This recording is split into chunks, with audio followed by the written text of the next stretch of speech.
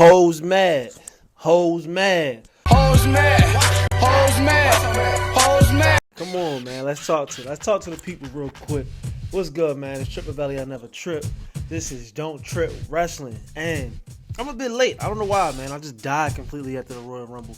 I wasn't expecting anything to be 4 hours. Maybe because I'm old now, man. I don't know. I mean, it was exciting. It was entertaining. I usually do live tweets. I'm gonna drop my Twitter right here. I usually do live tweets. I like to go ahead and interact with the fans and whatnot. Drop my controversial opinions so they can argue with me. Really, I just like to go ahead and voice my opinion. Hopefully, everybody agrees and I get like 1 million fucking likes. That shit don't be happening like that all the time.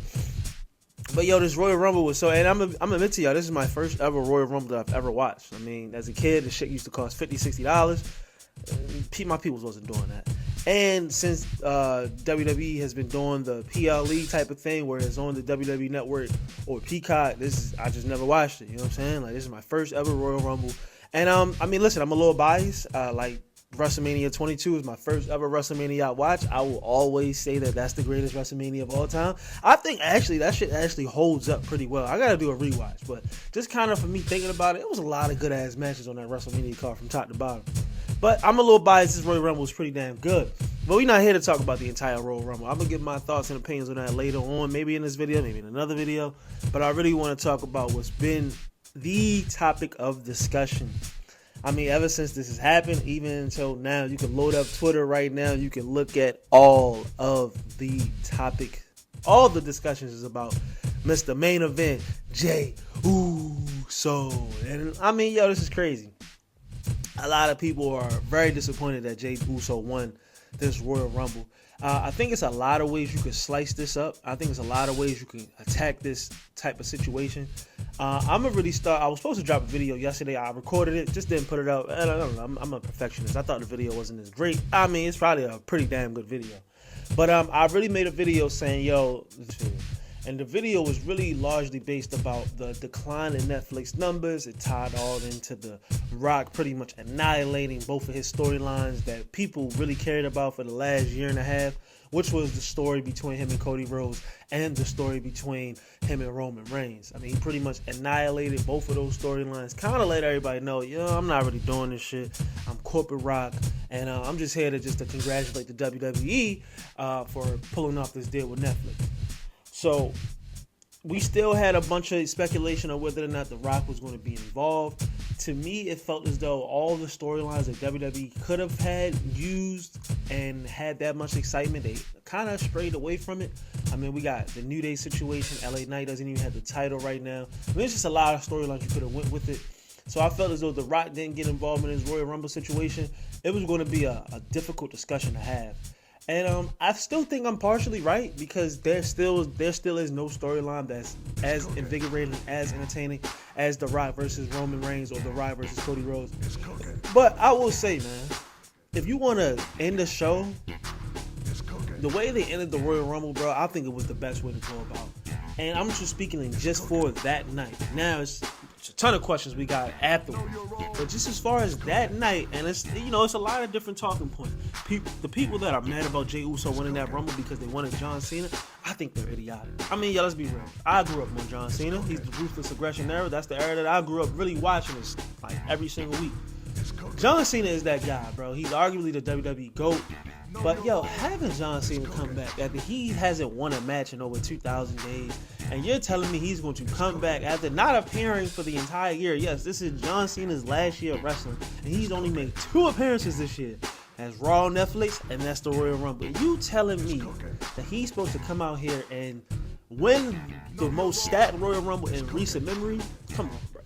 Anybody who complains about storytelling and lack of continuity and just a lack of clear direction of where we go with these stories, yo, don't tell me you complain about that, but then you want John Cena to win. The only reason why you want John Cena to win is because, yo, you are a super fan of John Cena. And I'm like, yo, I'm a fan of John Cena, but why would I want to see John Cena win like that? I don't want to see John Cena come out the blue. He's old, retired, got a mean bald spot in the back of his head, and now he's just Super Cena all over again. No. Like, if anybody is a fan of storytelling, a fan of movies, television, the great TV shows, bro, you always have a character arc. The movies where you have somebody just automatically get to the top or automatically gain their success within a split second and they maintain that success is terrible. It's either, yo, you are starting off at the top and you fall your way to the bottom, or you started off from the bottom and you find your way to the top. That's the complete art, because that's life. I mean, some people got the silver spoon, some people got an advantage over others, but those are the people that we don't really kind of fall for and whatnot. You know, if you want some fans to get behind a person, you want to see them at a point where they wasn't somebody and then they became somebody. We all know John Cena is somebody, but that's off of his past accomplishments. That's like resting on your laurels. It's like, yo, bro, you haven't won a match in 2,000 days. Why should you automatically come into the Rumble and win? And furthermore, people like, oh, well, he's going to win the Elimination Chamber. I've been going back and forth with people all day. Why do y'all think he should? I'm like, yo, give me a reason why John Cena should win the Elimination Chamber, besides the fact that he's John Cena. And people, yo, he gave his life to WWE. And I'm like, dog, come on, bro. That's pure fandom, bro. Only reason why you want the guy to win is because you love the guy. But it makes no sense at all as far as storytelling. If this is his last year and his biggest storyline, which brings me back to my point of The Rock, we are pretty much confirmed that The Rock is not participating in WrestleMania. I don't think he's participating for the rest of the year. I think whatever The Rock has going on, and this is also part of my video, the road to WrestleMania is taking place overseas. That kind of confirmed it. Like, if you really want to know what WWE is doing, just follow the business. Follow the business, man. The Rock is 50-some years old. He's a busy guy. You think The Rock is going to take off an entire month to travel overseas and do Raw and SmackDown with the... Nah, man. Like, it was kind of the writing on the wall right there. But since The Rock is not here, we don't have the dream match between Rock and Roman and the highly anticipated match between Rock and Cody Rhodes. The literal best storyline that the WWE has right now is John Cena winning his 17th title.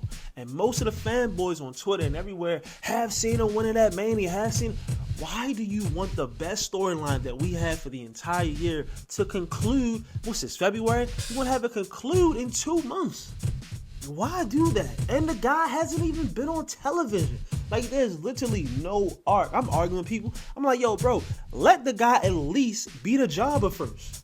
I haven't even seen him participate in a singles match where he just annihilates somebody. But now he's supposed to be the top guy. He's supposed to defeat Cody Rhodes or Gunther or whoever's going to be in that main event title picture. No. John Cena shouldn't even be nowhere near the main event scene right now. He's a bum. Not career-wise, but as of currently right now, he's a bum. Like, he's a jobber, bro. He hasn't won. He should not be anywhere near winning that title.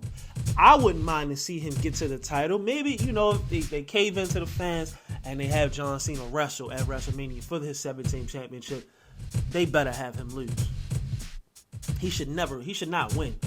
I have a video on YouTube when I explain what should be the direction for John Cena winning his 17th title. And this was before we kind of had the confirmation that The Rock wasn't participating. So now the fact that this is your biggest storyline, this is the only way you should rock this, bro.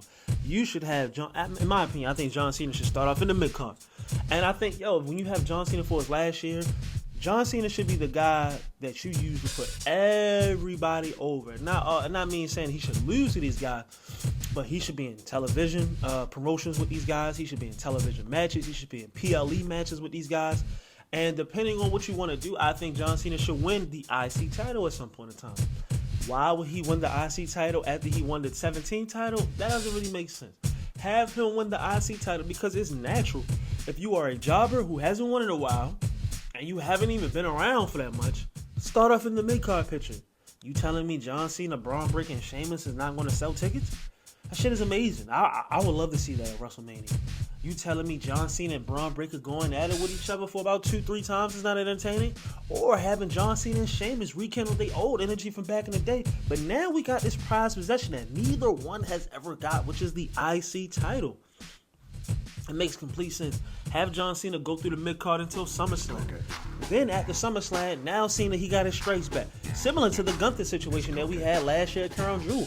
Once Gunther lost to Cody Rhodes, he was a little shook up a little bit like, damn, he beat me clean. And he got me. He caught me slipping. I'm the ring general.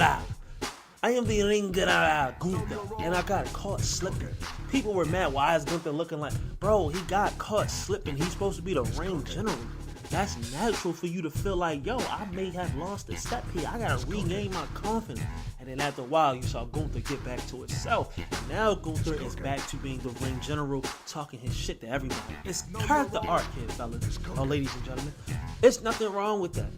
Let John Cena do the exact same thing. Have him go through character development. He hasn't won in a while. Have him start with the mid-carders. He has great battles with the mid-card. This mid-card scene is one of the greatest mid-card scenes in recent memory.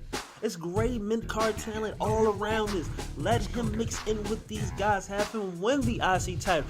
That's the WrestleMania moment. You telling me that's not a great moment? He finally becomes the Grand Slam champion when he wins the IC title at WrestleMania? It's like, okay, we won at 17 right here, but he just not ready for 17. So this is like a secondary prize. Not even a secondary prize, but it's like, yo, this is a great prize to have. It furthers the momentum for John Cena. You can have John Cena, he don't even lose the title. He just drops it. I'm going after the main event title for y'all. Prove myself. Now I'm ready to go. Now, afterwards in SummerSlam, now he might start competing for it. I don't think you should have him win at SummerSlam. He should lose. You look at my YouTube video, I want the situation where, and we have it laid up for it. It's already, the seeds have been planted. If they have the WrestleMania 40 behind the scenes situation for this storyline that if it takes place how I want it to take place, I will give Triple H so much credit here, because this is genius. You already have the seeds planted for Randy Orton to win his 15th title. Randy needs to beat Cody Rhodes or Kevin Owens, whichever way you want to go. Have him get 15. The tricky part is you have to find a way for Randy to get 16. Randy has to drop it. I think he easily just drop it to Cody. Because in my opinion, I think Cody Rhodes should have already been a 2-time or a 3-time champion just to make it look better for when he actually is done. His resume looks great, like rather you just had the title for one time. So I think, hey, Cody Rhodes, you beat Cody Rhodes for the title, and then Cody Rhodes takes the title back from you. There's nothing wrong with that. Now, further along the story, past SummerSlam, now we're getting into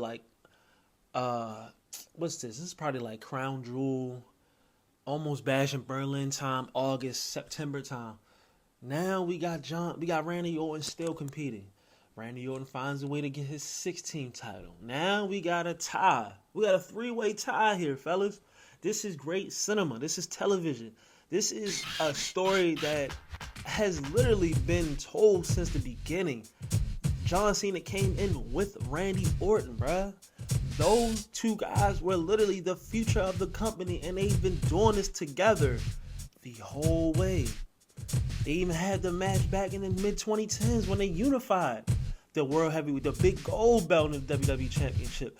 Randy won at that time. Randy beat Cena. You don't think John Cena wants his revenge on that? But this time, bro, we got a battle to determine who's the true defined WWE GOAT. And there's no other two competitors to be in this ring. I mean, this is almost as great as the Bloodline story. As far as how this shit goes so far back, I mean, it's mind-blowing how far back the Bloodline story goes and how it connects all the dots. But having that, and it all took place in a WWE arena. It all took place right in front of our eyes.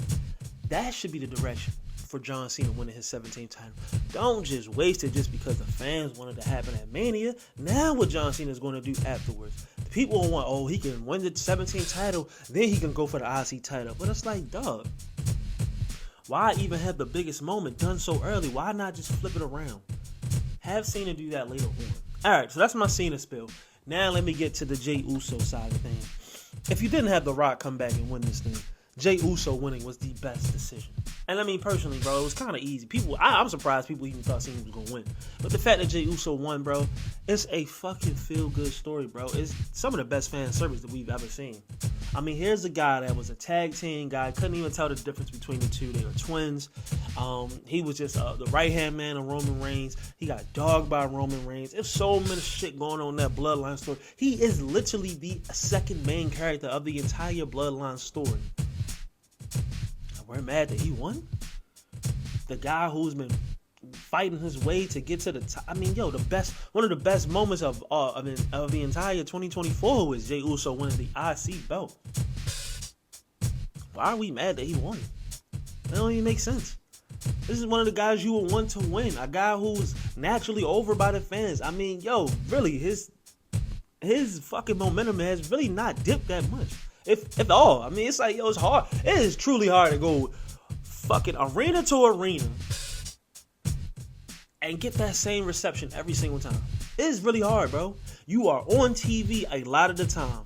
This is the ADHD era. He's on TV a ton, and he's popping up at the arenas a ton, and the fans still love him. Let me give y'all a little bit of backstory. And I could tell a lot of people haven't been to a live event. They had an event down in Baltimore. I went.